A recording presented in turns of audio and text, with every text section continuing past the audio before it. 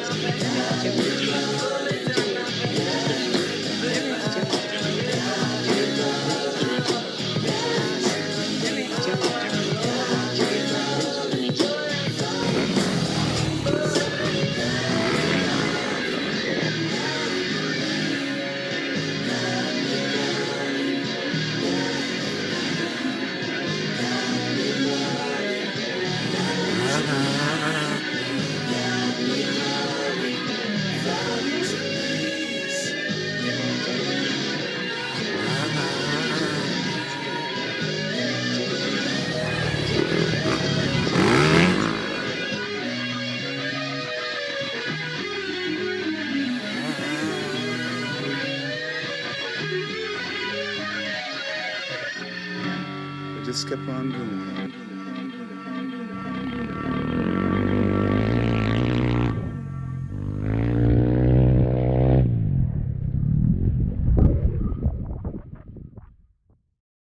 Live from Pahrump, Nevada, the Valley of the Dirt People, it's Tech Talk, Taco Tuesday, with your hosts, Jimmy Lewis and Logan Tyler. Bang. Boom. Boom. It's not Logan. No. It's Logan's dad.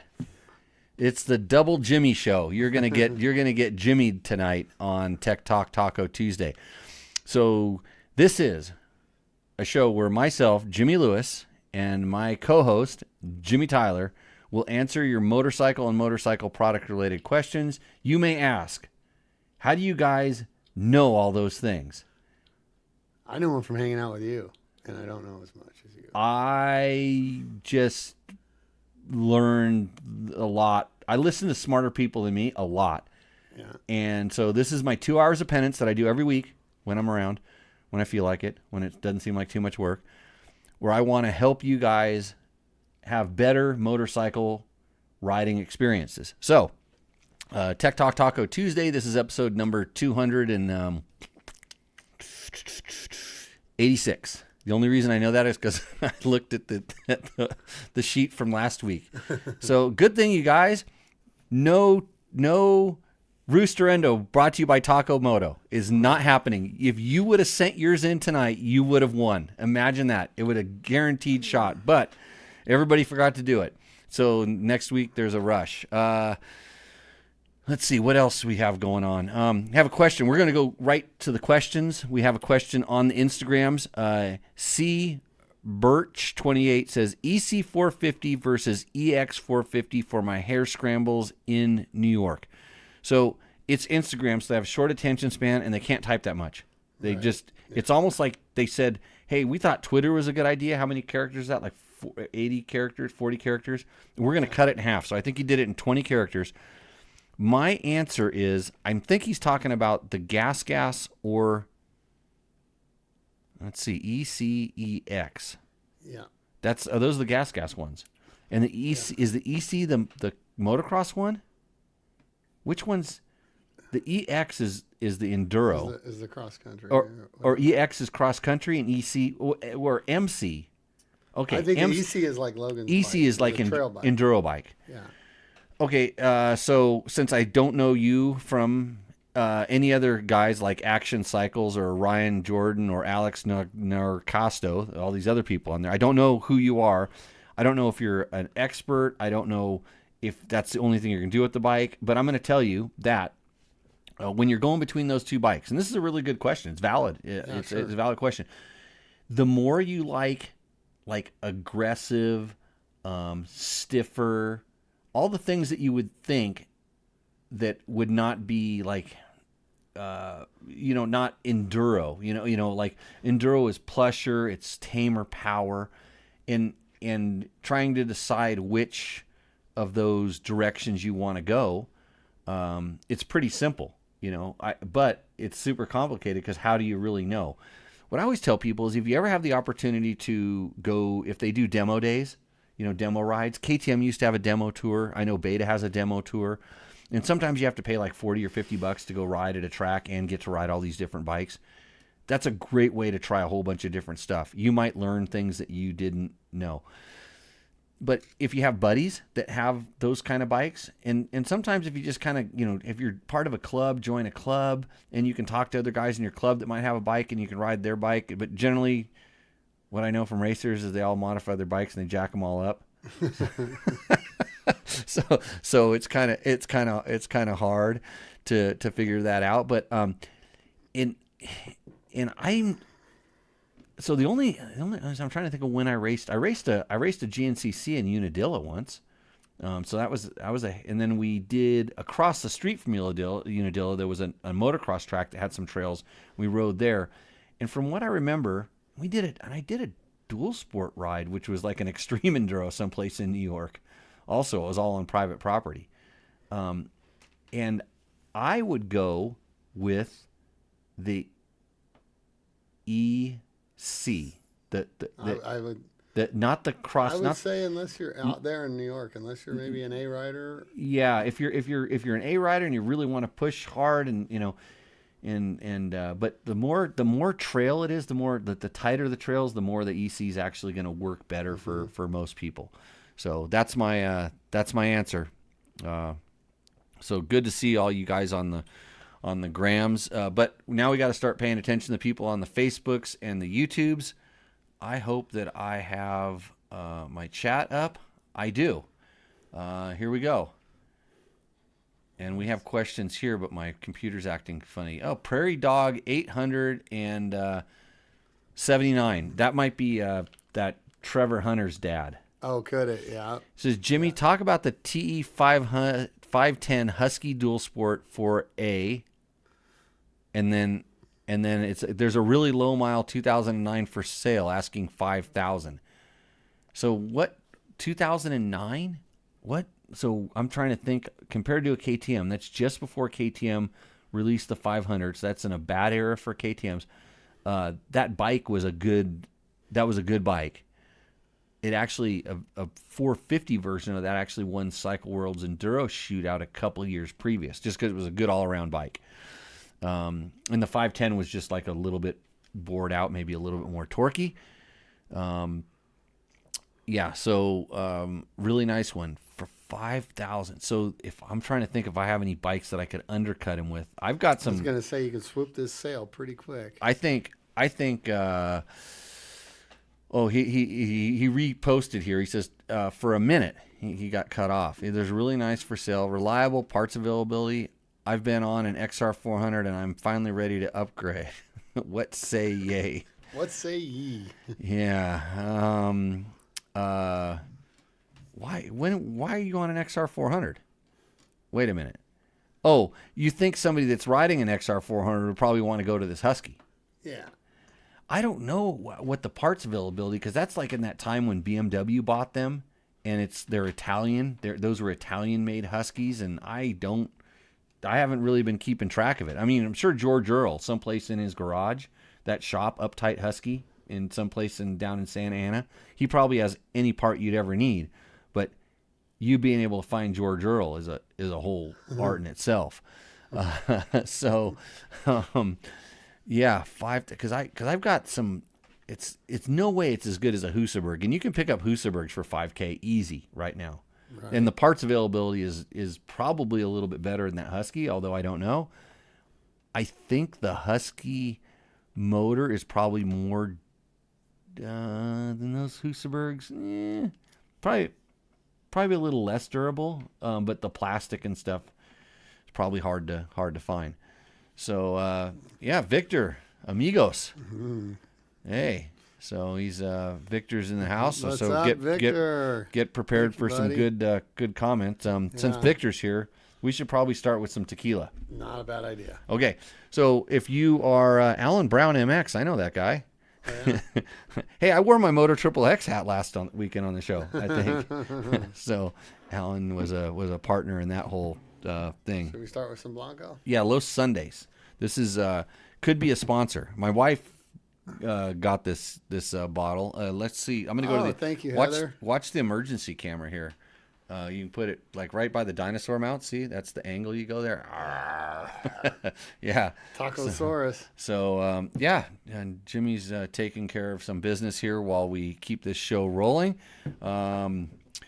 So if you have any motorcycle product related questions, go ahead and throw them up in the chat. And Devil's Rumble says anything after an XR400 is a downgrade, foo. Yeah, hey, be careful when you're pouring that stuff. What do you got? You're tricking up your bartender. Yeah. Well, you don't have to have a full one if you don't want one either. Well, I do though. Yeah, I don't have a caution pedal. So cheers. Yeah, I gotta be careful because I gotta push all these buttons. Hey, is the sound better this week? Just let me. Here. Yeah, for sure the sound's better here, and that meter that's up there on the screen says it's definitely way better. And we're like, see, and then that thing down at the bottom. So Jeremy came in here and you see that the blue thing up there. It's got that blue thing. Yeah. And we've got better internets. Like there's so much internets around here, it's probably giving you cancer. Oh, good. Yeah. It's worth it for internet. Let's see. The TE 500 would be my dual sport. Okay. But that's kind of an open-ended thing. Like a question, you would have to phrase that different. Would the TE 510 be a good dual sport? And then I could answer there. Yeah, that's resale market on these old dual sports is kind of big, huh? I don't know. I mean, maybe if you want to show up at the dual sport ride with something a little bit different. Oh, I gotcha. That is really, really sweet. Well done, Heather. Good, yeah. Okay. I don't think I did. Did I plug Yamaha yet on this part? I know I did it on the Instagrams, which I'm going to wave bye to those guys. If you're on the Instagrams, come over and follow us on the YouTubes and the Facebooks. We're live right now. We're live for about an hour and a half, and we can answer all your questions over there. It's a lot easier because then you can see some of the chats and different things. This is a podcast. It's also a live video show. It's a pod show. We don't even know what it is, but we just keep pushing buttons. Yeah, it's everywhere. You can find it however you need to. I don't know what I just did, but I got to turn this thing off. Okay, I think I hung up on the Instagrammers. Yamaha sponsors Tech Talk Taco Tuesday because they want you to be informed. And if you want to really get informed, you just go down to your Yamaha dealer and pick up a Tenere. Maybe you pick up a new WR125. I never told anybody how fast it went. There was a lot of guessing. Well, there was a headwind that day. and here I know exactly how fast it went. It went 58 upwind and 68. I tried to get it to go 69 miles an hour. So I tucked. I went arrow. I was like lifting my arms up, and I was just hoping that maybe another gust would catch it before we got off the edge. And then I redid it one more time, and it was 58 up, 54 when the wind was really blowing, but then it would kind of taper and it go 58 up, and so that gives it a net average of what 64 would be the kind of the top speed ish. Sure. Yeah. So, and I'm a big problem with aerodynamics and weight and all the other stuff. So, big for that. So 64 was the number. I got to go back and look to see if anybody actually guessed that, but that's the first time I've ever done the math. So, yeah, WR125, you go get one of those. Get a nice YZ two-stroke. Everybody's talking about these green two-strokes that take a long time to. You hear them and then you don't see them for a long time, and then you see it. And then there's like an explosion, and everybody makes deposits, and then we don't know when we're going to see it again. It could be a while. You never know. Oh, she's a tease. I talked about why I thought that was last time. But you did, huh? If you want a simple two-stroke with just a carburetor, which can be a good thing. Yeah. Yep. Not too much electronics. The Blue Crew has you covered. So go down to your Yamaha dealer and check that out. So I think Prairie Dog lost attention span. He's out. Yeah, he wants $5,000 or he wants to have a dual sport bike. We don't know which. Luis Perez. $5,000's no fun. Dual sports are. Let's see. Hey, you read this. Okay, Luis Perez. Hey gents, first time on the show. Building my first rally bike. Sweet. 2025 FE501. Any advice on upgrading suspension? Been looking at MX Tech, Dalsago, and so on. Still new and learning. Thanks, guys. Luis Perez, why are you upgrading the suspension? This is my honest question because I ride rally. Yeah. I've been doing it for a long time. My bike that I just loaded in my motorhome that's going to go out and do some rally riding has stock suspension with. It has a preload adjustment. It has the preload adjustment ring. The what's the company that makes that thing? X-Trig. X-Trig has the X-Trig preload adjustment ring, and I'm running a 1 rate higher spring front and rear with a higher oil level in the fork, and one small little modification in the fork that puts a compression adjuster on the one side. Okay. Because the rebound side that kind of doesn't do anything. So just some setup that we came up with after I rode it stock for a long, long time, right. And I just was getting picky about I want to fix it. So I knew exactly what I wanted to fix. I have a set of Kreft suspension that's probably south of $3,000 worth of modifications. I have the Dalsago kit that he's looking at. MX Tech makes a lot of really good looking parts and stuff like that. And I tell you what, that my favorite set, just for consistency for all around. I mean, I don't know kind of the speeds that we're going to be going in this rally. I've done it before, so I have an idea, but this set of suspension is it just did, well, it pre-ran the Nora Mexican 1000 before the race, so it did that, which is, I know exactly what that is, but it's super versatile. So the question is, Lewis, what is the problem with the bike right now that you want to upgrade? And it maybe doesn't even sound like he's ridden it yet because he's building it. Right. So your suggestion sounds to me like it is go ride it. Don't do anything. Right. Till you've ridden it.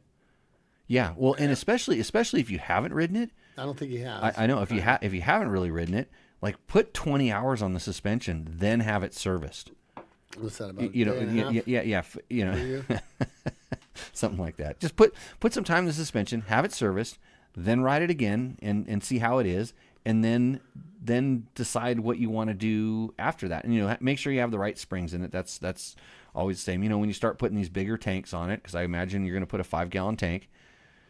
And here he comes back with the new comment. Oh, a lot of guys have said to focus on suspension, but like the internet is full of nonsense. Hey, we're on the internet. Yeah, we are. Yeah, we're on the internet. Just part of the problem, I guess. Yeah. No, I agree. My first go-to with anybody that's coming at me with a question is, I'm going to give you the probably the most affordable answer first. That's where I start. But then if you just want to kind of go, I have unlimited funds, I don't care. It doesn't really change what I'm going to tell you, but I will tell you how to spend all that money. I mean, you can go do stuff, and you may come out with a worse result. Mm-hmm. This is the thing. If you kind of do it in steps, you can save a lot of money. That buys a lot of new tires. New tires never hurt. You can put new graphics on your bike if you want to do that. I never spend money on that stuff. Mm-hmm. There's a lot of stuff you can do that you can figure out a way to use your money to find more time to go riding. But until you identify kind of the problem, I would kind of look at you use that as the method. It's they're and every suspension tuner will tell you what a pile of crap the stock suspension is on those bikes, because that's their job. For sure. And there are a lot of guys that are really good that are suspension tuners that'll say, hey, go ride it. Or when you come back in, they'll ask you what it is. They don't just want to throw a bunch of parts at it that make it better. Mm-hmm. So I can't tell you how much having the correct oil level in the front forks makes on those open cartridge forks. Or actually, it's a 25. So I think you've got in 25. I think they got a closed cartridge, right? I think so. Yeah, so it got a little bit better. I don't have a whole lot of time on that particular bike, but KTM's been doing a really good job. That whole group is all the Austrian brands have been doing a really good job of coming with decent stock suspension. So, but the other thing is be careful. Be careful in building your rally bike, because guys start going to all those fairings and all this other stuff. Yeah, you should put up some more pictures of your rally bike. First point of failure. Yeah, first point of failure. Because they look cool and they don't gotta look like Ricky's. No, those are really expensive, and they have full-time mechanics, and there's somebody to check all that stuff. There's a lot of little nuts and bolts in those towers and all these things, and then all of a sudden you're putting weight out farther and up forward, and then you might want to start thinking about like, oh, now I've altered my bike. I'm putting a lot more weight in certain areas, and they handle a little bit different. It's and some of it's better, some of it's worse. There's a there's a reason why I ride a stock bike, and I'm old and slow. Okay. So yeah, Lewis, thanks for submitting that question. Welcome. Yep, we'll hopefully let us know what you do. Maybe Lewis, if you send a picture of your bike for Rooster Endo, you could get $100 from Moto. Mm-hmm. If you win, and if you would have sent it in this week, you would have won. And if I didn't get back to you from winning last week, it's because I didn't check my email that much. Hey, Tugger makes these nice little Tugger straps. You know about these things, Jimmy? I do. They might be sponsoring the show. I got to get back. I got to get back to them. Yeah, good equipment right there. You would not believe the guarantee that comes with this. I know. I can't find that one I shredded, but Yeah, they have a great guarantee on these things. No questions asked guarantee. The only problem I have with these is that it's hard to use when you're by yourself, unless you want to hang yourself. Because you got to have friends to tell you out. Friends. And I've been trying to buy them a lot. So let's see. Do we have a verdict on Logan's bike? Not exactly, but We saw a picture of the saw the piston. pictures, and something would guess the bottom end bearing. Something in the bottom end, one of the bearings came out and up into the top end and just ate it alive. So if anybody remembers my old co-host, Logan Tyler, Yeah, Jimmy's kid, he decided he was going to race a 125 in a night race this weekend yeah, in the 450 class. in the 450 class. That's So good. He makes good decisions like that. Uh-huh. Well, he's got a good sponsor, Woodworks. These guys right here. Yeah. They sponsored me in my racing effort. Yeah, for sure. I didn't even get fired when I quit. No, yeah, we're gonna rehire you here quick too. We got something in the works. Oh, really? Oh yeah. So I was kind of hoping that Gary had gotten to the bottom of that thing and pulled it apart. He didn't quite get there. At least I haven't seen. I was or thinking, heard. when you see the top of the cylinder, that was it still in the bike when they were taking the picture of that? Yeah. Oh, okay. I was saying, like, if you pull the cylinder off, it's 10 more minutes to have that case No, split. he literally only had the Just head off. pop the head off. I dropped it off to him at like 3:00 this day. Oh, okay. Where and how long? What was the duration of the destruction? It made it about 45 minutes. 45 minutes. So when it started doing something funky, how long before it quit? He said it was all at once.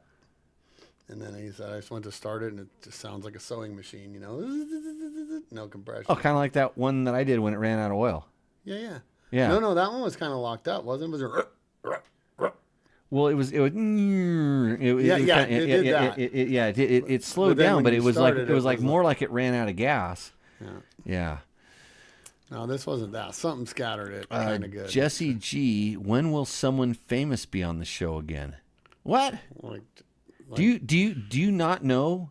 I mean, obviously he's not into doors. he doesn't know how good I am. He doesn't know anything about doors. Door like, God. Over yeah. there, Yeah, this guy. A-level door guy. Yeah, so this is Jimmy Tyler, A-level door guy, Woodworks, Las Vegas. If you need doors, that's where you need to go. They have a pretty. If you're really into racing and you want to work really hard and race hard, I think you need to send him a resume because he's got a race team too. Yeah, well, like 3/4 of the company rides dirt bikes. Yeah, I get brought in every once in a while when he an old vet guy. Yeah. So what's the plan? Thinking the 24, buddy. Oh, the Glen Helen 24-hour. Yeah. I had an offer to ride on the 10-hour with the dirt bike test team. Yeah, of course. That I told They're him too serious for you. I told him to go pound sand. Yeah. I said we got to. I told him what my we start got money. better food. Yeah. We got a masseuse and stretcher. Uh-huh. I mean that's a signing bonus right there. Uh-huh. Unlimited beer and whatever else. Right. But the problem is you gotta ride. I mean, you don't you don't gotta race, you just gotta ride. Yeah. You don't even gotta do that, really. It's not that important either. I have to have a few beers and take 6 or 8 hours off. Uh-huh. How many people? You can have 6 people on your team, right? You can have 6, yeah. So that means you should have a 6-hour break, technically. Yeah. 5-hour break. Yeah. Well, if you go an hour and a quarter, then you get 6 hours. I haven't done that race for a long time. Yeah, you're gonna love it. When is it? Is it like August or something? October. I don't know. October. You know what? It's always the same time as Rebel. Oh, I already have a built-in excuse. Shit. Yeah. See, I don't know. We'll see how that works out. We'll just move that little Rebel rally around. That's not a big deal. Yeah, it's my only job anymore. I know. I all my other jobs have just done. I'm persona non grata out. Okay. I need a garage door company that won't rip him off. I can't even give you one in Vegas. Hey, there was when I was doing a remodel, I asked my friend who was doing construction, Dave. I said, "Hey, what about?" And he told me a company, and it was like one of the ones that you heard about, and they were awesome. Like it was like. It was like 1-800 my door, or Yeah, I was gonna say, that's how that game's done a lot. It was a big, it was a big corporate it was a places. big company. But he said I've heard they do that. Yeah. Actually, those doors are super easy, Ben. Yeah. I mean, it was nothing when the guy came. I mean, you gave them the measurements, and they showed up and just popped that sucker right in, and did good. I mean, but it wasn't as expensive as I thought it was going to be. I thought it was going to be way more, but that's the trick, is how do you know which one's the good one, which one's the bad ones? You got to know somebody, like everything. That's like this show. You got to know this show if you want good motorcycle advice. Right. We try our best. So what else has been going on? With me? Yep. Not much. Been playing with boats a lot. Boats. Yeah.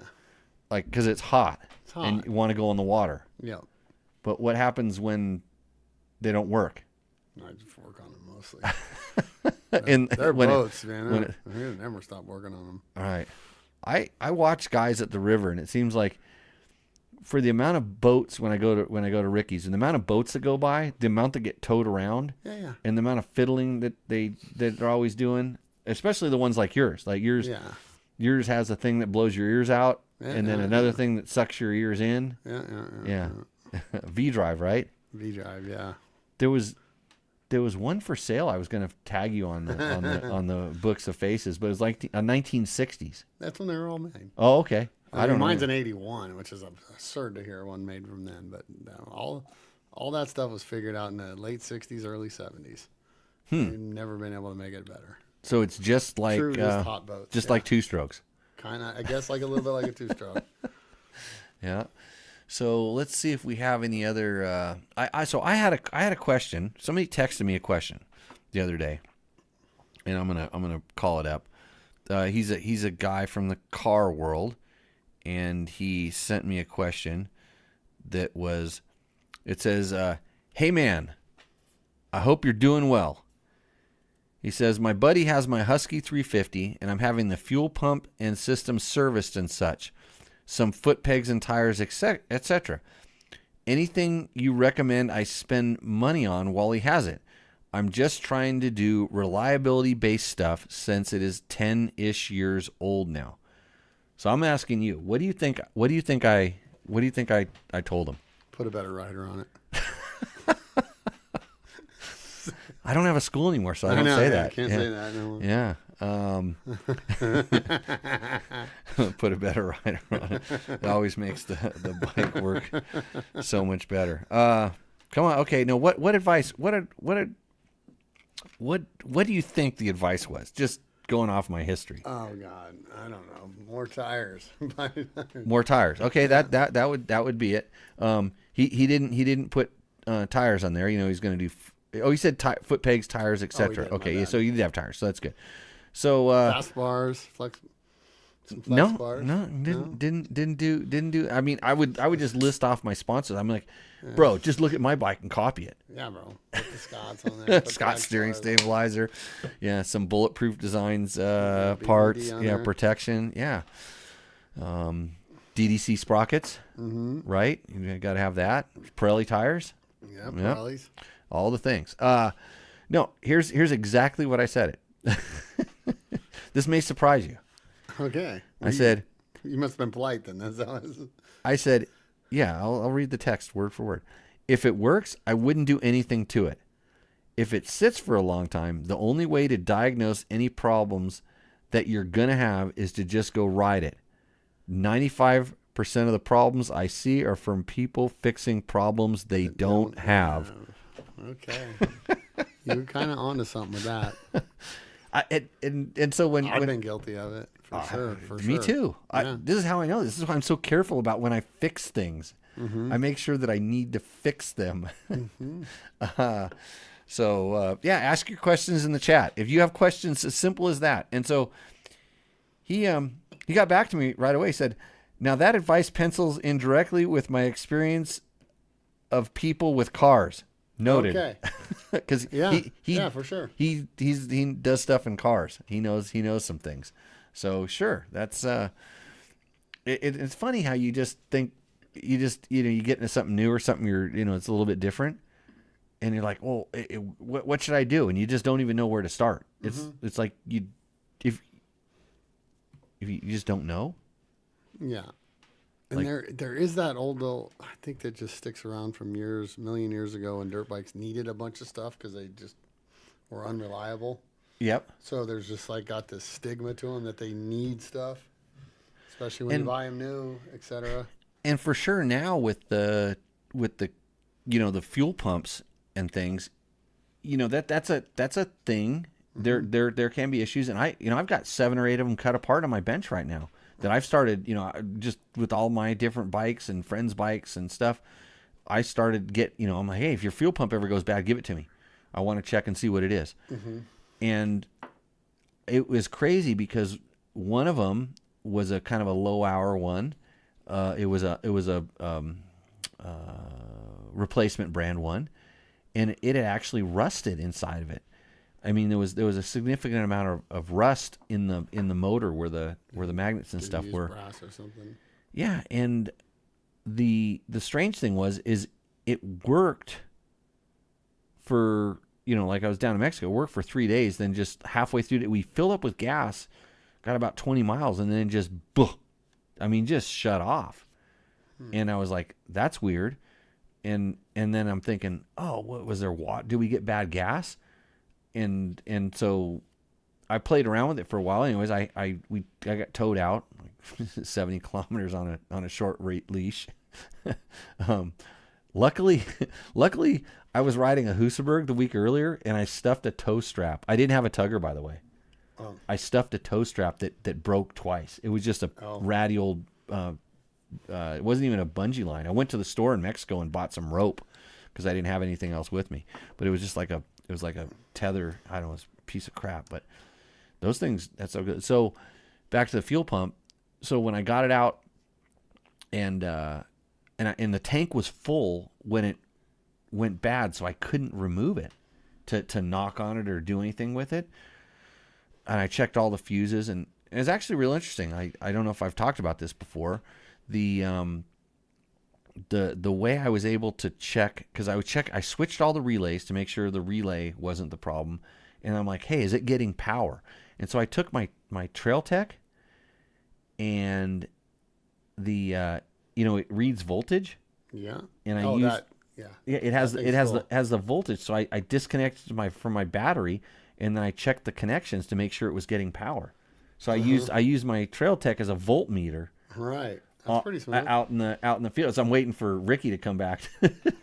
That guy, he was probably 40 kilometers ahead. Actually, he was 40 kilometers. He had to come back 40 kilometers to come and get me, and then told me 50 out. I know what that's like. Oh yeah, we've done that before, haven't we? Yeah, come find me, Jimmy, wherever you are. Yeah, way up there.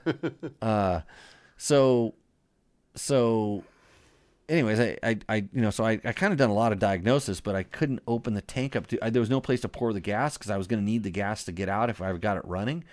And but anyways, so I had this one, and so luckily I had a spare, so we got back to the town where my truck was at, and we dumped all the gas out, and I had another fuel pump pull in there. But when I took the fuel pump out, I put power to it, and it worked. Rattled. No, it worked. Oh. I don't know if it's shaking, but anyways, So I said, I just put the new one in there, and it worked perfect, and it was fine. When I got home, like I said, I took it apart and cut it, and that's where I saw the rust in it. And I wonder if it was the gas did have some water in it and then it rusted when it was sitting in my bag on the way home, or did it at some point sit and rust and then cause something to cause? But the contacts were good. Everything looked really good except for that one little thing. And then a couple of the ones lately I pulled apart are on 10-year-old bikes that have been sitting for like a year and a half, and they actually sludge up down in the bump. kind of in the pump part, and it's actually not the pump part. It sludges up kind of in the sleeve where the rotor comes through. So the pump wasn't like gummed up. It was the bushing where the rotor is. So that the sludge is getting in there, and what that sludge is made of or where it comes from, I don't know. But so anyways, back to my friend that wants to service it. If it's working, I wouldn't change it. Yeah. And like he said, that 10-ish years old, the best thing you can do is start your bike once a month. Start it, ride around the block once a month. That's the best thing you can possibly do to kind of just keep them overall nice. And then some of the fuel additives, and I've had really good luck with the Chevron Techron, the fuel cleaner additive. And I was actually I went on I don't know what I was doing. I was probably sweating my balls off, and I wanted to get someplace cool for a few minutes. And I looked at Instagram, and a kid that I used to know from Huntington Beach who worked at Fine Line Suspension, he works for Liqui Moly now. And I got on a lot. He was doing a live. He was sitting in an airport, and he was doing this. He was answering questions, and so I kind of started, just chatting with him about it's funny because I know how to go. When somebody's doing a live, you can go live with them. There's a way you can join the thing. So I'm like, I'm like, hey Jason, so I went live, and I showed him my thing because he was talking about some of their additives, the liquid mollies. They have shooters and different gas things, and he was explaining them, and that's kind of what caught me because I'm like, I have those. I've tried some of those, and I've done some of the oil additives that you do right before an oil change. Oh, and it really like a cleaner. It really does work. Scrubber. Yeah, it really worked, and so, and then I talked to one of their tech engineer guys at the AIM show and learned a little bit more about some stuff. And I had some, and I'm like, hey, what's this one? I have 4-stroke shooter and 2-stroke shooter. One of them increases the octane. The other one doesn't increase the octane, but it does some stuff. It's kind of like it's putting some of the additives that race gas has in it. Okay. So I have them in the thing. I'm like, I'm going to go do do a test and see if I can, because I didn't really pay attention to it, but it'll be pretty good. So got a couple questions there. Yeah. What is Gary Drummond? I can't wait to get DBT's take on the upcoming Beta 250F. Wow. You know your stuff. He's talking about me about that. Sure. Yeah. Well, you're a Beta guy. Clearly. Yeah. Gary, you don't know that Jimmy Tyler is the Beta guy. He is a Beta. Oh, yeah. You're 490, right? 390. 390. That's what you're on, 390. Mm-hmm. I was going, was it 430, 490? I know, they got some weird numbers. Yeah. So you guys got a 250F? No. It's not even here yet. Carson Brown wrote it. They had Carson Brown fucking hit the rev limiter a few times. Why do we need to test it? Like, they're just going to give it to a bunch of influencers and then Motocross Action, and then they'll call it all good. Motocross Action will say it sucks. They have to take it to Pro Circuit. You got to put a 1-tooth bigger counter shaft on, stiffer fork springs, and then it'll be good. Yeah. I wouldn't mind riding it too. I took a really good look at that motor. I saw all the pictures of the motor, and it's got a pretty interesting architecture. I mean, they're, it's that's what I heard. The cases are pretty narrow. Not narrow, long lengthwise. It looked like they've kind of compressed it to get all the spinning stuff closer to the center, which typically makes a really light feeling bike. And Beta being a really conservative company, I mean, look at how long it's taken them to make a 250F. For sure, yeah. They got to look at a lot of stuff to figure it out. So, I would like to get a take on it too. So we'll see. Yeah. I gotta see if I want to keep doing this anymore. I like riding dirt bikes. doing the work that's involved with doing this stuff. I just want to go riding. Mm-hmm. I took off and went riding. You're gonna get so bored riding the same old stuff if you do that. When do I ride the same old stuff? I mean, so I rode stuff this weekend. So some kid, this guy, that's the Andrew Short. You heard of him? Go Shouty. Yeah. Okay. So Andrew Short had to come out here to get away from Texas. He went to cool down out here. No, he went and did Pulp Show, Mathis's show. And he calls me, he goes, "Hey, I gotta go do Pulp Show." He goes, I don't want to, but I want to go riding with you, so I'll do both. I'm like, okay. So I'm like, well, when you coming out? He goes, when? I go, any day. You come, we'll go ride. So he showed up on Friday night, and we were literally gonna hop on the bikes and ride up to my place. Yeah. Well, they had an accident on the highway, and it closed down, and his flight got delayed, so everything went to crap. But he ended up showing up here in the morning, and then, I did see you took him to beautiful Death Valley in the. It was only 117. June. It was only 117. It wasn't that heat that gives you a Hard to breathe. Yeah. It wasn't there, but it did do a little wind burn. It wasn't. So yeah, we Not everybody loves that stuff. Jim. No, Andrew doesn't complain at all. I know. He's gnarly. He thought it was fun the whole time. He's gnarly. It was really good. So we rode it. We rode up to my place. Took a tri-tip. It was frozen. I had to take it out. When we got down by Ballard, I had to take it out because I had it packed in a bag of ice, and it was frozen. I had to take it out and set it on top so it would warm up, so it would be thawed by the time we got there. So, but I got something. You got to try it. It was good. Was it? Yeah, it was really good. Good. So we and then I've done that ride. I do that ride like once or twice a year just because it's fun.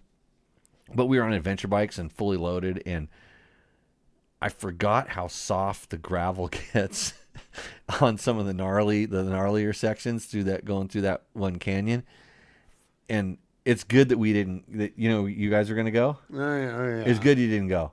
I have a feeling. Yeah. I have a feeling when you and it was up for a 500-mile ride, I might. Yeah, it was. I had a bald tire, and I went, "That's not going to work." It was a little hot.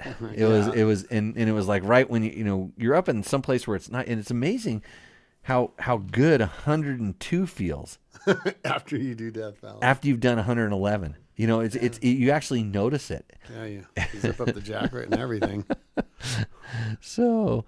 But the next day we did a really bitchin' ride in some place I haven't ridden for like 10 years. I don't like talking about where I ride, but we just kind of did some. It was a little more casual, we did a full legit adventure ride. Nothing, no. Yeah, I watched you. Yeah, no. Oh, you got my tracker. Yeah. You saw where we went. It was nice up there.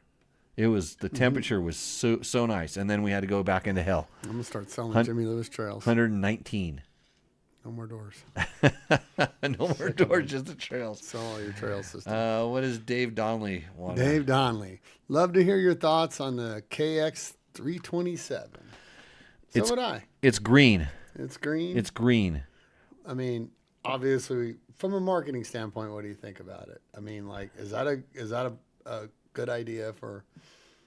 I think them to come up with a big open class bike. I'm always stoked when there's more people to play. I was watching the motocross race the other day, and on the top 10, there was Honda, Yamaha, KTM, Ducati, Triumph, right? Husqvarna. It was like there was the only thing that was missing was Suzuki. And there was Kawasaki up there. Marchbanks up there. There's Kawasaki up there, but it was pretty cool to see all of the all these different brands. But having another thing. I mean, we've all seen the there's the Austrian ones, and there's the Italian one, and then there's the best one, which is the Yamaha, because Yamaha sponsors this show. So I can't. It was funny when the KX327 news broke. Yeah. So I was doing it, and I had it all queued up on the show. I put the picture of it up there, but when I pushed the button, like how I changed the camera like this or like this, I changed the camera. Well, and I went to the one that had the Kawasaki picture, it cut the sound out. So I talked about it for like 4 minutes before everybody in the chat. Oh. And then when they all told me your sound's down, your sound's out, I'm like, what? And I'm like, oh crap. And I knew exactly what I did wrong. But then I just said that was brought to you by Yamaha. Of course you did. Kawasaki could sponsor this, and then I would say nice things about them too. All right. I mean, we're not going to just talk about the only thing we talk about the KTM's is your kid's bike blowing up, right? Yeah. He's always off doing something like that. Yeah. Yeah. What did you guys do to it last? He just put a new motor in it, but new top end, piston cylinder. Right. But the bottom end came apart. It sounds like so. Okay. It's too big for it, and it's too hot. I mean, I don't know. It's too hot. It's hot out. Yeah. Vegas and Yeah, but I was June. So while I was riding, when you're riding and it's 119 degrees across Death Valley, you're doing stuff to try to distract you from just sitting there and going, Dying. this is Yeah. bad. So I'm like looking at the coolant temperature and the oil temperature on my bike because I can scroll through the toggle on the adventure bike. I'm looking at all the different temperatures and I'm trying, I'm actually going between different gears, seeing if higher RPM adjusts the temperature and stuff.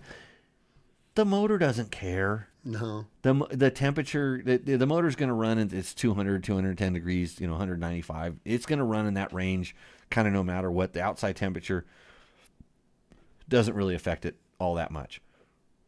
Because it would run in the same temperature range if it were cold. Sure. Because the thermostat is doing its and thing, stuff. and the air going over the motor gets to a certain temperature, and the air going over the cases and stuff isn't going to kind of cool it down too much.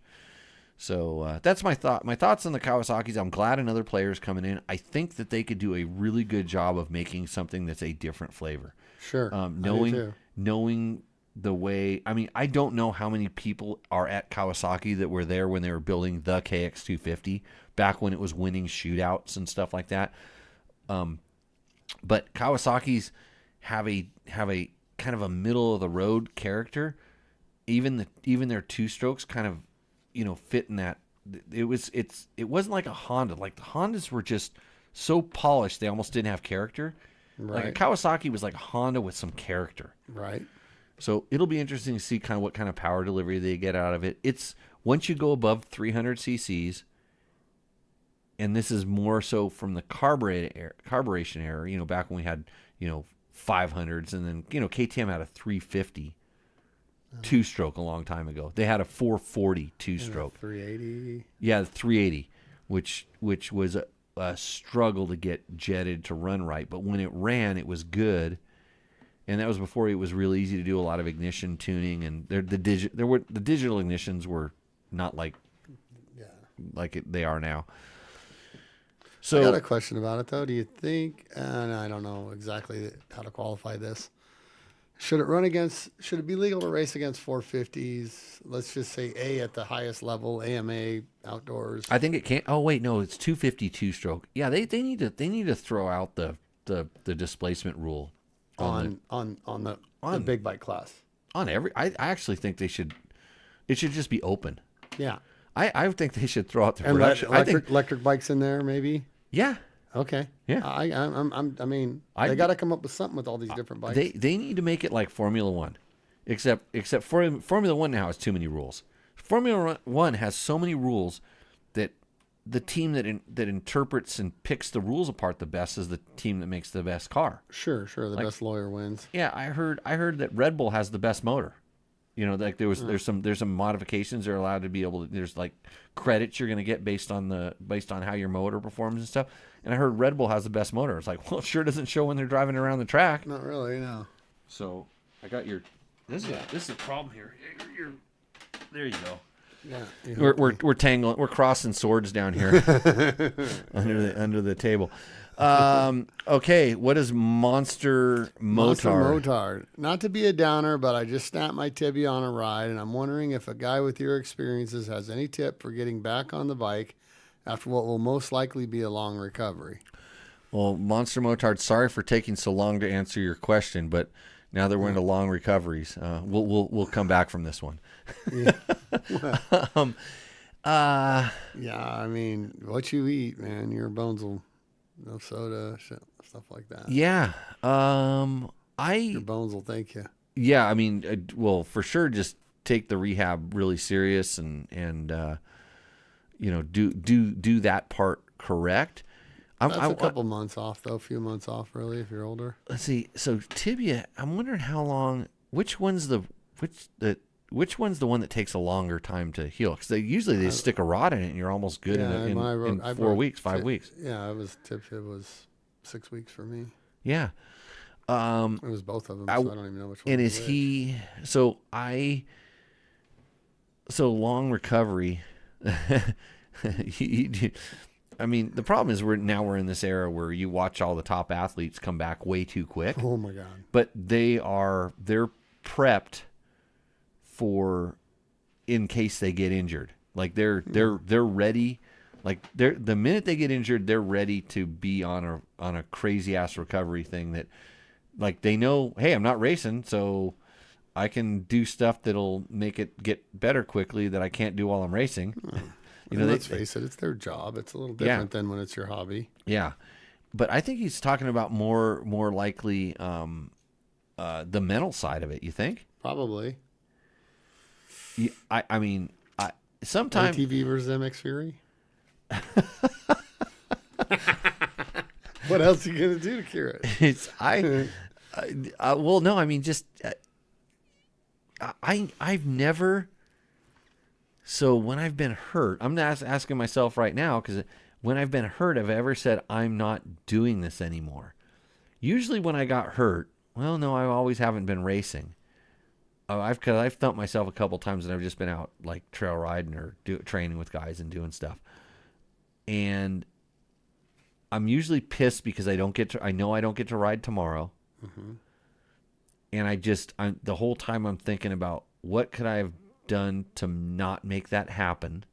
Could that have been avoided so I don't have to? But I never question, am I going to ride again? I mean, I know I'm going to ride again. Yeah. I want to ride again. I can't wait till I can ride again. And sometimes I ride too soon.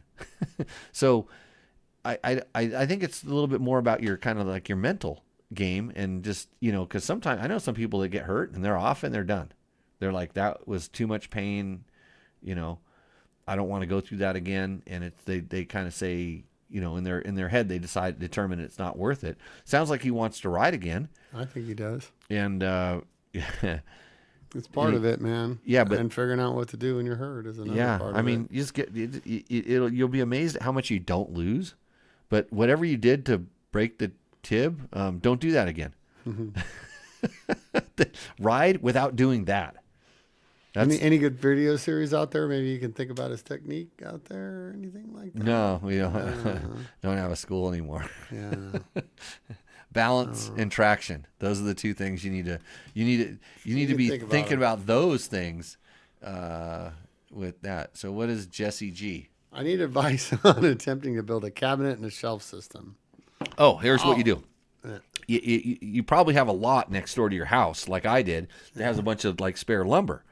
And then you find your friend's kid, in this case Logan, and you say, hey, Logan, let's go out there with a skill saw and some shit. Uh-huh. Yeah, and then we start cutting things, and look at what you get. Yeah. If I were to own one tool as a carpenter, it'd be a skill saw. Yeah. That'd be, yeah, probably. There's almost nothing you can't do with one. Yeah, my little handheld sucker. I need to get sponsored by Makita. Oh, you got an addiction with that. I kind of have a Milwaukee hookup, but I mean, and the chainsaw's bitching for the trail cutting and stuff like that. We did some trail work. You saw where I was like last week, right? Did you see where I was the week? No, I didn't stalk you. Yeah. We opened a trail up, so bitching, but we did it with it opened it up for cars. Up here? Yeah. Oh no, I know where you. Yeah, I did. No, I did. Open it up for cars. Yeah, I know where you were. For Rebel stuff. Yeah. And we used the Makita chainsaw. And I have a Makita, and we had the little I have the Makita 14-inch bar, and I have my Milwaukee 14-inch bar, Makita 12-inch bar. It was amazing how bitchin' that Milwaukee would just ripping through stuff, and how long the battery lasted, and what we got done with. And you don't have to start them. You just no starting. They're not that messy. But the problem with them, because I have little tiny freaking hands, Milwaukee stuff doesn't. The hand tools don't fit in my hands.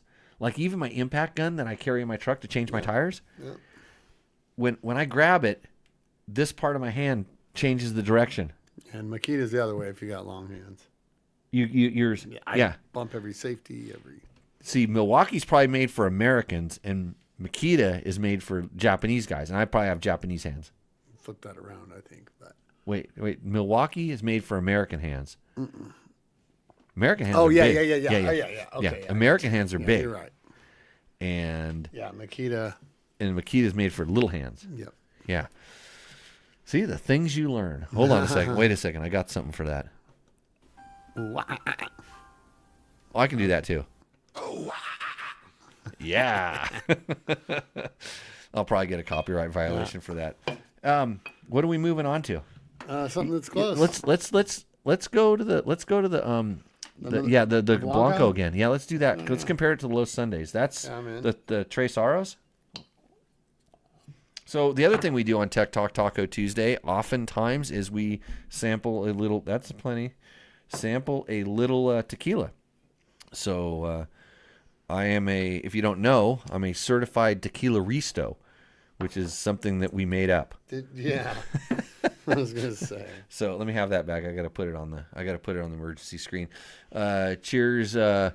Remember Mark Daniels, by the way. Yeah. Mark Daniels' Celebration of Life is June 20th down at Rottweiler Performance. Mark would definitely be sipping tequila with us tonight on the show. Totally different right there. Yeah, this is a hard to get one. That has to be imported back. Okay. And what's the other one? Is that also Tres Ares? It's a extra nail. This one? Oh, Padrino. Padrino. Okay. Padrino. But they have the same cap. And one of them, check the alcohol level on the El Padrino. See if it's 40, not 38, because I think it's the thing. Okay, Monster Motard says, funny thing was it didn't hurt, but it's a 3-month recovery. Tenere kicked out in the mud and landed on my leg. Balance and traction. 100%. Yeah. Kicked out in the mud. Usually the mud, it slid out. Like not lopsided, kicked out. Yeah, kicked out. Or it cut, or you hit something in the mud that you didn't see and cut. Yeah. Don't blame the Tenere. This show is brought to you by Yamaha. I'm going to put up the Yamaha logo on this just when I say this. Look at She's a big gal, though, when she lands on you. This show is brought to you by any adventure bike is a big gal. They all land on you. Sure. Show is Tenere is kind of the smallest one, really. Brought to you by Yamaha. Hey, Andrew, when he rode my Tenere a little bit, he liked it. Yeah, of course. No, Andrew can ride anything. He's a free agent guy. He likes. Isn't his kid his kid's KTM kid. That's what I mean. But I think he's sponsored by Dad. Dad buys KTMs. Gotcha. So that's how it works. Let's see. So 3-month recovery. So how many is 3 months? It's 12 weeks. Yeah. Yeah. Huh. You got to get a better doctor. You got to go doctor shopping. Yeah. Get the. And get on the horse pills too. Like when you break your bones, they have those, the calcium, the big giant. When I used to break stuff, my doctor would put me on that stuff. And this is a long time ago. So now they probably just shoot you up with something. Peptide you up. Peptide. Yeah. So the Tenere is one up there you missed. Oh yeah. Prairie Dog. Okay, what do you say? Why does the KTM EXC 350 motor have a much shorter top end life than the 5 Honey? It doesn't. Really? I don't think so. Okay. Yeah. You're not using more revs on one of them, maybe? They rev more, but revs don't kill a motor. Over revving kills a motor. Downshifting too soon and causing it to over rev kills a motor. Putting dirt into a motor kills a motor. Not having oil in your motor kills a motor. I have a KTM. I think my highest hour untouched KTM motor is a KTM 350. Really? EXC, yeah, the bike that Heather has, we call it the orange tank bike. Yeah. And it's actually losing. It's gonna get surpassed pretty quick because it's sitting in a garage in California and not getting used that much. Mm-hmm. She's been riding another one that we have, but and I think as they've started to try to extract more power out of the KTM 350, Like, Yeah. you know, there's some of that. This is a slightly older one, Yeah. but I don't think, and I don't, what do you equate in its top end life to? I hardly ever replace the top ends on these things. Again, don't do it until you need to. Like, don't read the manual. Well, lawyers wrote those things. Yeah. For sure. Yeah. So, where's their next things? Cheers. Okay. Yeah. Thanks for your cheers. All right. Now we got Gary Drummond. Jimmy, do you have a boot preference? A wet sole or a bonded sole? Yes, I do have a boot preference. I really like CD boots, and I like the SRS sole, which is what is it? Welt is sewn and bonded is glued, and I'm pretty sure they're both on with the SRS sole. The sole's replaceable, but that base that goes in there, Yeah. I think it's stitched and bonded on there. Yeah. I don't know. I've never cut one in half, but I've never had to. I've never seen one come apart, so I Why can't. are you missing a toe then? That was in an Alpine Star boot, and it was not the fault of the boot. Actually, it was a High Point boot, which is an Alpine Star boot. And that was the kid who jumped into was trying to win a National Hare and Hound, and you know I'm pretty sure. My theory when I was hauling ass across the desert was, if I could see where was going to land, what could ride out of what it. was in between that didn't make any difference because I wasn't going to touch it. And so it was a big sand wash, and we were on top of the sand wash, but the sand wash was way faster, and I could see, and it was not a dusty race, but I could see where everybody was dropping into the sand wash, and they were kind of slowing down. And you couldn't. It was just a cliff, you know. It was but it was a big jump, and like, I don't care what's underneath there. I'm gonna go ahead and jump it. And I jumped out into the sand wash, and when I landed where I landed, there was a rock in the ground. So the bike bottomed out, and it just caught my foot and went underneath the foot peg. Nothing was gonna. The metal shank in the boot looked like an accordion. It was jacked up. Yikes. So yeah, I have a boot preference. I prefer the CDs. I really, really like a stiff sole that doesn't flex, because what I just explained. And my feet. I like running still, so I want to keep them, you know, as good as I can. But that's not for everybody. Some people like a little bit more feel in their boot, and whether, you know, like I was talking with somebody the other day, and we were talking about how comfortable the Fox boots are. Mm-hmm. They're just like, it's like wearing a slipper. Yep. And I think the protection on them, they're more like it's more like an airbag on your foot than a brace on your foot. Right. The Alpine Stars are just good middle of the road standard boots. I'd say the same about the Garnet boots. Mm-hmm. But there's a lot of options out there. I have not worn the Liette boots. What do you wear? I wear Tech 10s. Alpine Stars. Yeah. Yeah. Yeah. So good, really good. I like boots. them. I hate the booty. I can't get it out of there, but whatever. I was the first They person. work. I love once they're on. I love them. Yeah, I was one of the first people to ever wear. Actually, they were Tech 8s with the booty. Oh, It was when they were brand new, because I was factory BMW guy. Oh, sure. I was complaining. I had vented Tech 8s, Ooh. and they were going to that whole booty thing. Wait, with Tech 8? Yeah, Tech 8. Yeah, because they didn't have Tech 10 yet. Yeah. Tech 8. But it was the coolest thing, because we'd finish stages, and I could take my boots off and walk around in my booties. No, not walking in. And not in the sand with your socks or something like that. Yeah. So bitching. That was full factory. That's when you have something that nobody else has. I mean, for our, sure. our twin cylinder guys all had these bitchin' boots, and some of the KTM guys had them too, because the Alpine Stars was, you know, sponsoring a lot of guys. It was pretty cool. So okay, Monster Motard cleared it up. Definitely operator error, not the Tenere. Thank you. Yeah, that's good. What does Gary have? Drummond said he recently got my first bonded sole CD. Excellent boots with a great foot control and feel.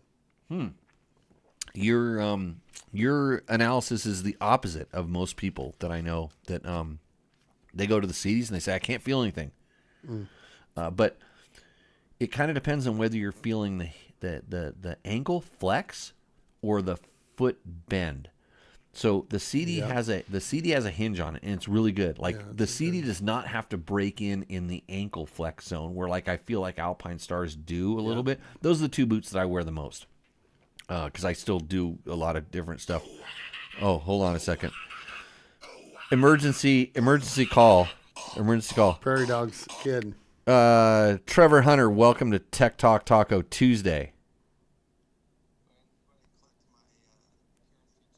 Wait. What was that one more time? When do I collect my appearance fee check? Appearance fee check. You didn't get the first one? It's in the mail? You must have missed it. Yeah. Well, I sent it about 6 years ago. So, is your dad the one that's asking about that husky all the time? What husky? 5'10", husky 5'10". Yeah. That's him. He's still. If we need a rooster endo, he's got a TE 510, YZ450FX, and a YZ250F all for sale. Well, it's called Roost Ender for sale for a reason, and he didn't send it in. And if he would have won, because we have no submissions this week. Wow. Yeah, you could have won. You've tried before. I mean, we don't have any of those rules, like if you're an employee or something like that, or a slave or indentured servant, whatever we like to call you guys these days. It's all the same. Hey, did you get your story put up on the website? I did. Okay. Yeah, that was. Did it get proofread? I didn't have time to do that. I don't get paid enough. You didn't send me my check to do proofreading. Must have gone to Scott or something. Okay. Yeah. Who's Scott? No river. Yeah. Hey, we're live here. It's Jimmy and Jimmy show. Jimmy Tyler show. Do you have any door related questions? No Door ding questions? Yeah.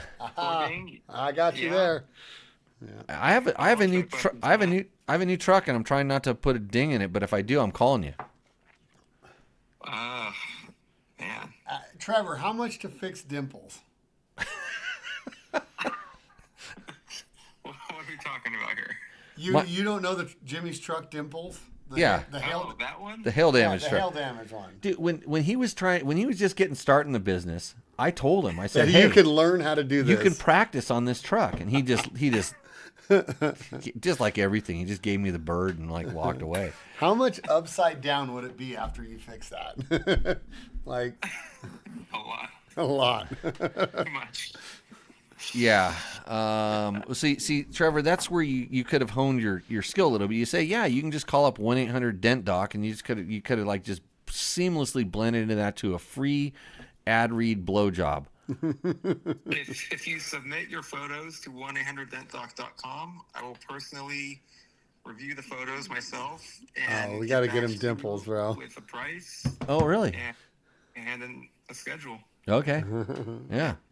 That's how that works. Yep, that's exactly how it works. That's the cool. that's the scam that your dad runs. So he doesn't really have to work that much. He just browses Facebook Marketplace all day. And he can't sell his damn husky. He hasn't tried. And but what's this with an XR400? He says something about he's riding an XR400. That's news to me. He's lying. Yeah.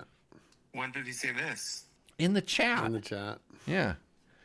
Yeah. He's riding an XR400? Yeah, I don't know. It's something about an XR400. We're a little too far because David Donnelly says he doesn't have any tequila, but he's tipping a JD Tennessee Fire in honor of Mark Daniels.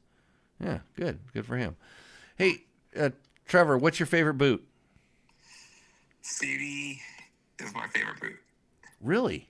Not for comfort, but for overall feel, the bike and everything, I like CD the best. Huh. The new, whatever they call the new boot? Or do you still like the old Crossfire? I've only tried the Crossfire and the Atojo. The Atojo has a new Do you name. have that? Yeah. Oh, okay. Yeah, it's I like called. the Crossfire still. It's called. I should know this kind of stuff, but I only have one pair. Actually, so when we rode across Death Valley and it was 100 million degrees, I wore my old Ajotos, which are some of the worst fitting boots Yep. The call, it doesn't close properly. Like the upper thing, Yeah. it's made for somebody with like calves, the giant ass calves. Like you need to have a knee brace and a big old fat leg. Yeah. But the best thing about that is if you're not gonna ride, because when I ride with them like in the trees and like sticks and stuff and like gravel goes in them, horrible. But those boots, when it's 1,000,000 degrees out, you can actually angle your foot around and you can have air channeled out. They're almost like vented. They fit so bad up top, they're almost like vented boots. It was really nice. And I wore them because I thought that would happen, and it really worked out. So the more you know. Hold on. You can't hear that. We just did. So how can I help you tonight, Trevor? I'm just calling in. Oh, you're just calling in to say hi. Just say hi. What, wasn't there a mountain bike race tonight? Yeah, it didn't go so well. Oh. So I figured I'd call in here. Did you DNF or would you drop out? I finished, but it wasn't very good. Oh, well, you've taken lessons from me and just quit before the finish. You know, like quit like, you know, don't do the last lap. That's my new thing. Get a flat tire. Yeah, you know, whatever you have to. I just said I'm not having any fun, so I stopped. I thought about that. Wait, what? So what's coming out? So somebody wants to know when we're riding the new Beta 250F. Great question. Yep. If you got that, if you've been working on, because that's too much work for me. So I'm hoping you'll arrange it. I'm at the point where I'm waiting for them to invite us over. Okay. So I'm waiting for him to send us a check, you know, to sponsor this show. that too. That'd But- be nice. That wouldn't hurt. Where's our ad guy? He's in Havasu. Oh boy, he's done. He's done. You're not getting anything out of that guy. Does he have a boat? Havasu in the He summer. does have a boat. Maybe Yeah. Jimmy, you should hang out with him. He's done. I He's think done. he should. He's done. Write him off. People want to know what Write 'em off, you man. think about the Kawasaki KX327. 27. Yep. It could be really good. Just my initial thoughts reading the press release. They really emphasize like off-road and Yeah. rideability and low-end power and control. So I'm feeling maybe it'll be similar to like the TPI KTMs when they first came out. Maybe. And just be very smooth. And, Really? I mean, just based on the press release. Yeah. And It's maybe I'm just reading into it too much, but they really emphasize how smooth and controlled the power is and everything. And like, they didn't really put any emphasis on like, you know, two-stroke hit or anything like that.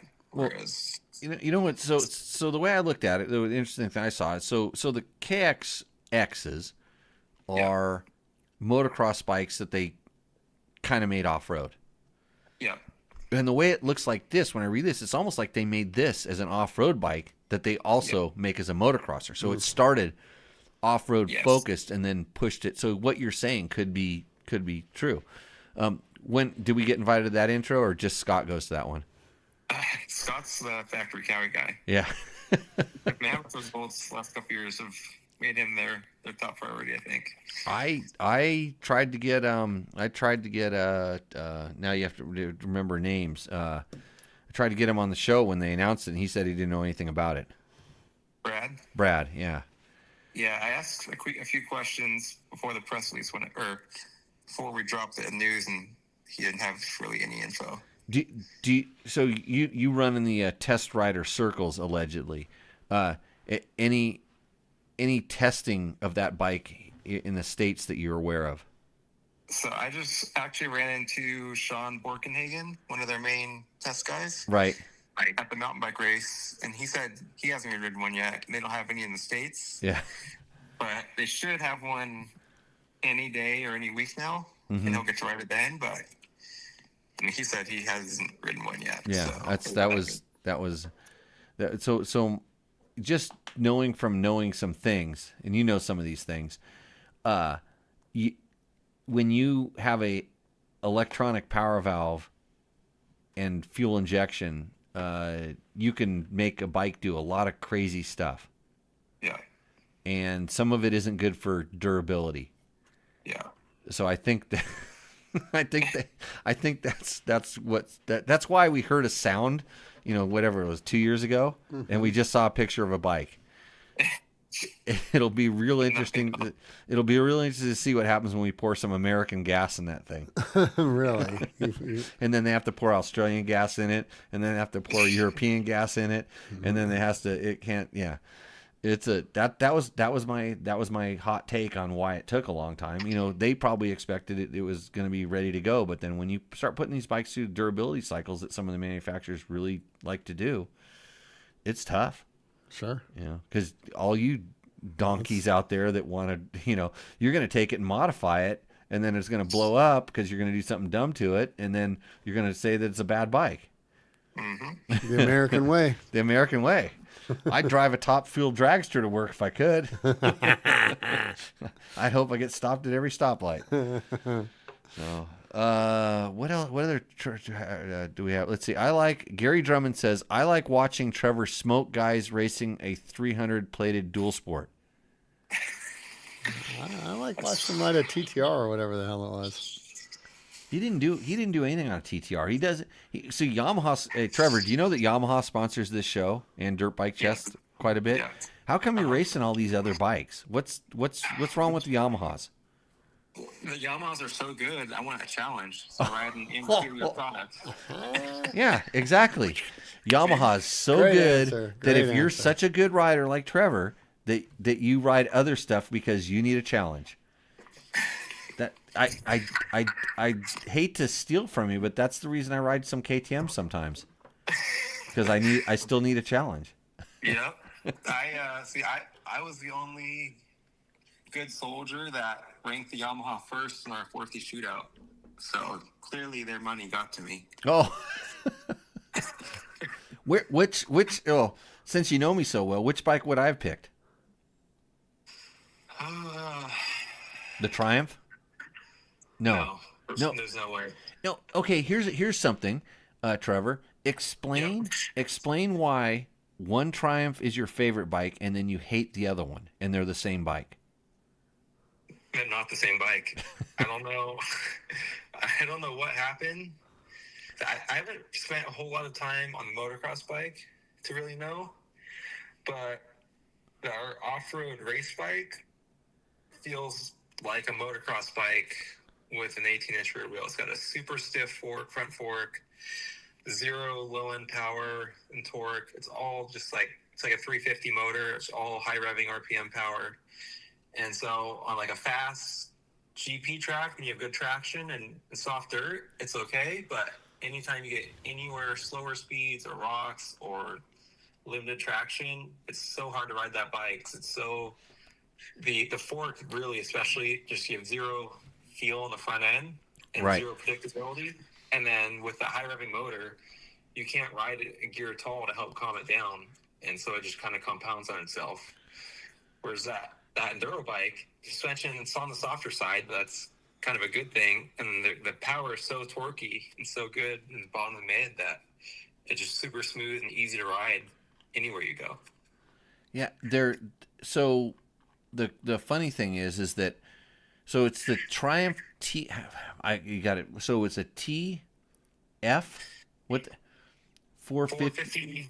450C is their race bike. The C is the race bike, and the TF 450 E is the enduro or okay. Yeah. So if you park them side by side, could you tell the difference? They look near identical. I mean, aside from the lights and stuff, but Right. they look identical. I know the E has a longer swing arm and like 10 millimeter shorter forks. And I know I need to reach out to the Triumph guys to see exactly what's different. I think like the rake and trail numbers are different on the two bikes. Well, yeah, the swing arm. But it could be because of the swing arm and the forks. Yeah, the swing arm would do that for sure. Yeah. Just, I mean, it So- doesn't take much. Yeah, so the frame itself might be identical, but with that frame or the forks and swing arm and everything, it rides completely different. Yeah. And so our plan is to, we have both bikes right now, is start taking parts off the E and bolting it onto the C, and see if that longer swing arm helps, or what can fix that C to make it more like it. Because I liked the motocross bike. For motocross, I liked the motocross bike, and when I rode the motocross bike, I said this is going to make a really good off-road bike. Kind of the same sensation I had with KTM's for the most part. You know, in the 450, 500 range. And the Triumph definitely was more of a revving style of motor on the motocross track. But that's what kind of blew me away by the when we rode the off-road one, E, it all of a sudden it was kind of, they filled in some of that low end stuff that was missing, and it still revved fine. So remember, everybody hated that bike, and then I was the only one that liked it. I loved that bike too that first day. Oh, but it's interesting. It just brought to my attention that Motocross Action, they did their first ride report after that day on that e-bike. Yep. And they said, if you ever want to win races, you can't ride this bike, and blah, blah, blah. and everyone that's ridden that bike on our side has loved it. And like, we just won the 10-hour Glen Helen on it. Wait, you won the 10-hour Glen Helen. I did, yes. Who'd you ride with? We had Gary Sutherland and Sean Lepanovich. Huh. So how'd you sucker those guys? Did you ride? Did you pay them? No, they paid me. They helped cover the entry fee. Oh. And they bought gas, which is excessive these days. Wow. Yeah. Yeah, that's really good. Hey, how come you couldn't get me my start fee appearance for the 10-hour? Because right now Woodworks Las Vegas, Woodworks Door and Frame and Door and Frame. Door and Frame. Woodworks Door and Frame is courting me for the 24-hour on a team that's going to be much more fun than a dirt bike test team. The dirt bike test senior team really wants your services. Especially because I might make them race the Yamaha again. So I think you'd be the perfect candidate for that. How do they do on the Yamaha? It's still not their favorite bike. No, I mean position wise.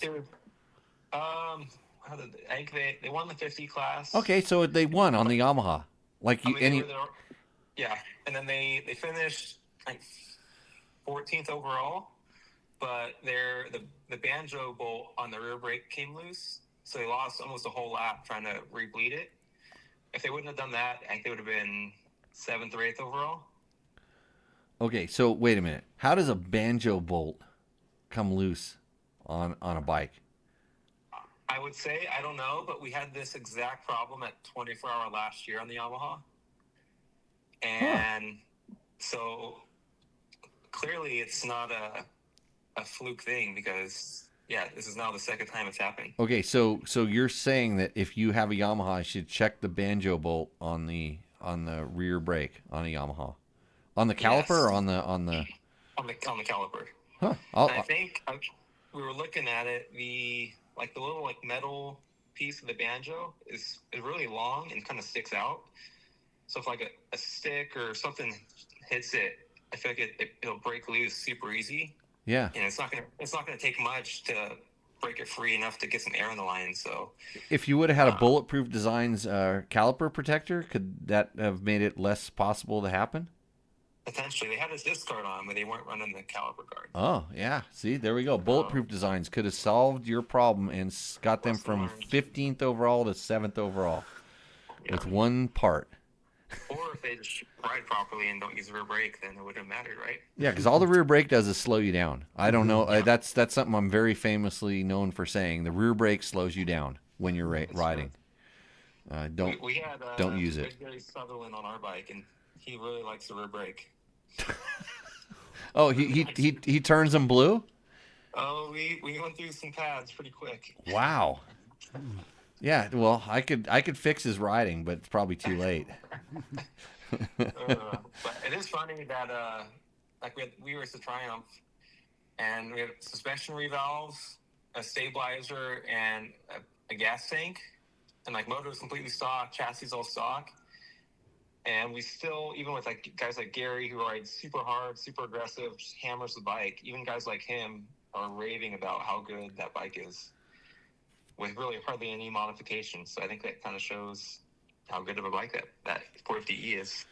Yeah, I think. I like when I rode it. I knew it was a good base. It was a really. It's just like, some bikes just it's a really good base. I think that's not too bad.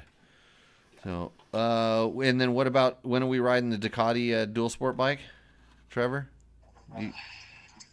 That's a good question. You don't have that figured out? One thing at a time. You gotta quit pulling dents out of cars and start getting on the horn and making dirt bike tests the powerhouse of product testing that it's known for. I'm trying. The place where I tell everybody where it's at, but we just none of us are really putting in a hard day's work, if you know what I mean. I think about doing hard work. So, okay. Well, glad you called in. Yep. I know usually you kind of shun away from this program, but you must need money. Yeah, I think it's my 6-month period is coming up, so I figured I better make myself seem useful. Oh, that's right. I did send some invoices out the other day, but I'm just going to put it all in my pocket and forget that it showed up. Hey, the other show, I did a show a couple weeks ago, and I got like millions of dollars donated, because they can do it through the whatever the YouTubes. You can push a super subscriber review like button or something. Your question goes to the front of the queue. So if you have a question right now and you want to spend some money, click on that button right now, and Trevor Hunter can answer your question, and I will only take like 70% cut of the money that comes in. I'm going to change the bank account that the routes do and find in there. Yeah. Well, right on. Well, good on you. We'll just send over the sponsorship agreements and contracts for the 24-hour, and we'll see how it works out. All right. What bike are you preferring to race? Then maybe we'll make it happen. I'll ride anything. I don't care. I just want to ride. Okay. Yeah. I'm going to record this and send it to the Merrill, all those guys. 50 plus team.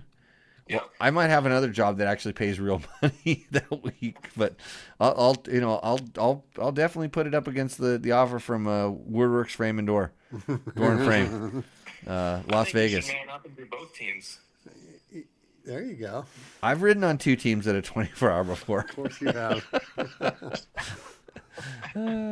Actually, I didn't. One time I rode a lot of the 24-hour, and I wasn't on any teams. They're not checking. I think you were there, Trevor. What year was it? I don't know. You were just a little kid. I mean, I've been to every single 24-hour ever, so I was probably there. Yeah. But Were you there the year that I won overall gloriously, the very first year? 1999. I think. Go look at the biggest trophy in the world out there in the center in Glen Helen. My name's right at the top. I think it's 1999. Yeah. I was like 6 months old. Yeah. I'm probably there. Good times. XR 600, Johnny Campbell, Dre Dirks, Jimmy Lewis, and who was our other? Tim Sab or Hendrifeld? Nope. It was me, Johnny, Dre, and Chuck Miller? No. nope. It wasn't. He was guy. It was Childress? No, I've been too early for Childress, probably. Torsten Bostrom. Was it Torsten? One of the Bostrom wouldn't know brothers. that. Maybe. I don't know. You have to look at the damn trophy. I can't remember these things, Trevor. I can barely remember how to start this damn show and push the right buttons. It's bad. But you know what I can remember? Jimmy, it's time to get in some dark tequila. I agree. Yeah. Okay, Trevor, we're going to let you go. We're going to answer some of the questions that we don't have on the show right now, and we're not going to do Rooster Endo, brought to you by Tacomoto. That's tacomoto.co. You could have won $100 by submitting a Rooster Endo entry. If you don't know how to do it, you're going to have to listen to some of the older shows where I explain the rules, because I'm done explaining the rules to everybody. You know what I mean? Okay. Well, we'll catch up soon, Trevor. See ya. Later, Trevor. That was Trevor Hunter, everybody. He is the key component to keeping the glue at dirt bike tests fastened together. Is that the whiskey? Oh, it's whiskey? No. Oh no. This is the one that's hard to figure out what the name is I because can't read it. it's Tequila. yeah Guava de Oro Wow. or Cava de Oro. Guava de Oro. No, this is really good. This is actually it's a good finisher, especially after the Tres Aros. Sure. Yeah. So cheers. Cheers. Clink. So the Gary Drummond says the 450 EDS review sounds good. What's an EDS? And then he also says some Thai banjo bolts sound like a good idea for the blue bikes. Why? And okay, so my next question is why would Thai Hold better than the standard ones? So what Trevor's talking about is there's where the banjo bolt bolts into the caliper, there's a metal kind of connection where it goes from the line to the caliper, and he thinks that is sticking out and somehow is getting tapped. And if you would It's tap more that, spinning the line. it's moving the line, which is loosening the bolt. Grabs the bolt. Yeah. So, and then Taco Mike sure likes the Triumph 450. Well, why wouldn't he? Yeah. I think it's actually a really good bike. I mean, I wasn't expecting much when I went and rode the motocross bike for the very first time. I was kind of like, eh. But the way things are today, there's so much, I would say almost compute, where you can analyze everybody. You can see what everybody else is doing. You can analyze it, and then you could say, let's take, if this does this, and this does this, and this does that, let's try to get one that does this. And you can take all that data and do so much more than, it's not like guys, hand welding frames or, machining aluminum and all this other stuff. So there's lots of things like that. Let's go to, I'm going to go to our YouTube community and what happens. Oh boy. Trevor did talk about putting this, all I'm seeing is comments on our 450 off-road bike shootout. So I'm going to go ahead and make this thing better, and Jimmy's going to read the questions, and I'm going to comment. Okay. So what does Mark Fitzsimmons say? Fitzsimmons, how does a bike with a small MX fuel tank win? Well, I'll tell you what happens. First, I have to read this to know which one won, because I don't know. But I think... Who's got the small MX tank? I don't think the Yamaha wins. But the Yamaha has a small... the FX has a bigger tank. The Kawasaki has a standard size tank. The Honda has a bigger tank. I think the Triumph is a little oversized, and the KTM is... So it must be the Kawasaki must win. I don't know. Yeah. I should read the test. Trevor wanted me to proofread it a couple times. And the riding ain't been that good around here, let's be honest. Dude, it was 119 in Death Valley, and I could not think of anything I wanted to do more than ride across Death Valley. Well, actually, I rode across Death Valley to get someplace to go riding. But, I'd rather ride across Death Valley at 119 than proofread. Yes. Yeah, I got you. And then, then the other thing is, after you ride across Death Valley at 119 and you say, I'll go look at that, Trevor, you don't want to look at anything. You kind of want to just shoot yourself. And then where I was, I didn't have any internet connection, so I couldn't help. And then actually I was supposed to do it before I left, but I got so busy getting excited about riding, I forgot to do it. My fault. Yeah. Too big golf? No riding footage. Well, there's probably riding footage someplace. I don't know. I'll look at this. It'll come. Should I? I should probably put the video up on the screen. Let's see. Adam in Hong Kong. He's talking about our Conquering the Big Bear hard route. Oh, wow. Guys do it on a CF Moto 450 MT. Dudes in Spain smash enduros on them. That wasn't the point. Yeah. Yeah, it was to take small bikes. And we got good bikes here. Adam Dement says... tell Yamaha we would like them to come up with a serious competitor to the new Cowie 2-stroke and the Euro Enduro bikes. Okay, I'll tell them. I'll tell them. Yeah, but Yamaha's just keeping it simple with the YZ250 2-stroke and the YZ125 that just rips. If Logan was riding a YZ125, he would have been ripping, not getting towed back to the pits. Oh, he pushed it like 2 miles. He pushed it. Yeah, 2 miles. That guy's tough. That's good. I like to hear that. Somebody actually replied, and they said, Oh, you just said it. Yeah, hit it again. no Ducati or Zook. Oh, no. Well, that's on. yeah, that's the reply. Yeah. Oh, wait, no, here's the reply. Here we They go. will have a Cowie. They will have to if Cowie sells a lot of them. Well, the problem is there's a finite number of people buying motorcycles, and this is what you people that are out there that want everything handed to them on a silver platter and think a motorcycle manufacturer can just develop a bike out of nowhere. It costs a lot of money to just come up with something new or different. And if you're going to take, so let's just say a Yamaha, and you're going to make it into what a Fantic 300 is. Yes. Okay, so there's a perfect example of what you could do with a Yamaha. So it's a lot of Yamaha base, but Fantic, and I've been trying to find out like what the actual agreement is, like why they're allowed to take a Use the Yamaha and turn it, how they're allowed to do this. And every country has different regulations about how many parts it has, where it's produced. There's a lot of stuff. And they can only bring so many of them into the United States. There's a lot of things.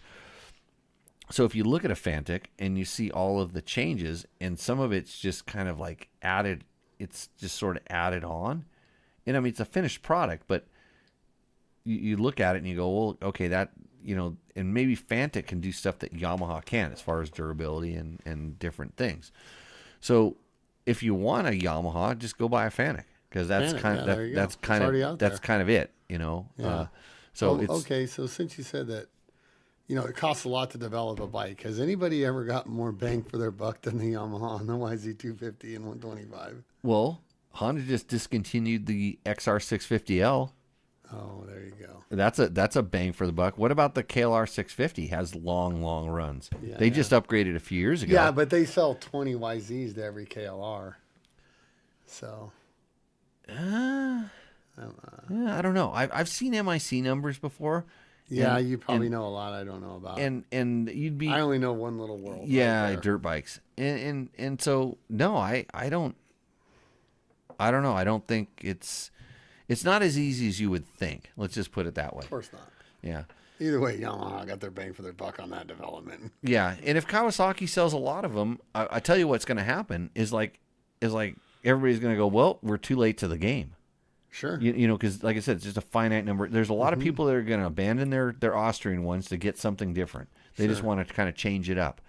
And Honda will never go back to 2-strokes, but if Suzuki or if, Yamaha decides to, reintroduce some sort of 2-stroke, there'll be a number of people that will buy that. But I think Yamaha's pretty happy with how many YZ250 2-strokes that they sell. And just kind of keeps going. Sure.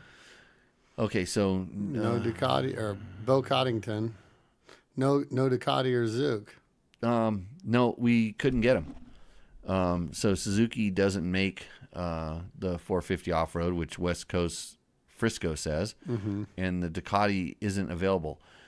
I think the Ducati is available. So what's crazy is Suzuki used to have a RMX 450, and they could probably just re-release it tomorrow, and it'd be just like the bike that won the Supercross championship.